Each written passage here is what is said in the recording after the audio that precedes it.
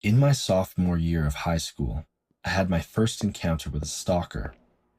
On a boring Monday morning, I sat at my usual spot in second period. As the bell rang, I noticed my friend Ilyana, who always sat next to me, was absent. And there was a kid I had never seen before standing awkwardly by the teacher's desk. Before beginning the day's lesson, the teacher made an announcement, introducing the boy as a new student who had just transferred from a different school. His name was Wallace, or Wally for short. Since Ilyana was absent, the teacher told him he could sit next to me.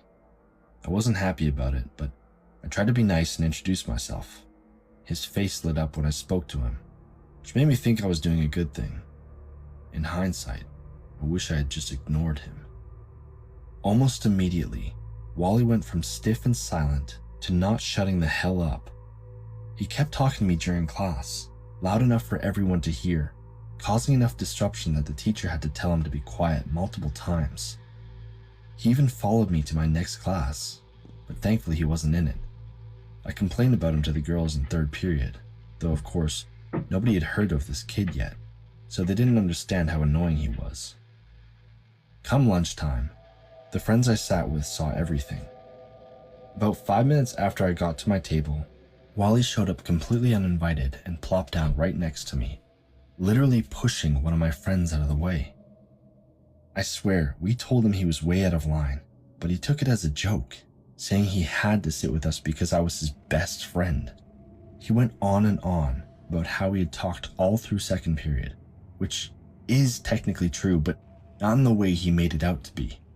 For the next 20 minutes, Wally talked over everyone, oversharing personal details, giving me creepy, unwanted compliments, and trying to make us laugh with unfunny jokes. By the end of lunch, all my friends understood that I had essentially been cursed. They walked with me to my next class, but Wally walked with us. I was half worried, half hoping that his attention might fall onto one of the other girls, but I had no such luck. Over the course of the day, in each class I entered, I silently begged that Wally wouldn't be in it. I was terrified that he'd be standing stupidly in front of everyone again, this time beaming at me like a wax figure come to life, but it seemed like we only shared one class. However, on my walk home, I discovered that I wouldn't just have to worry about him at school. I had traveled 1 or 2 blocks from the campus when suddenly I heard someone running up behind me.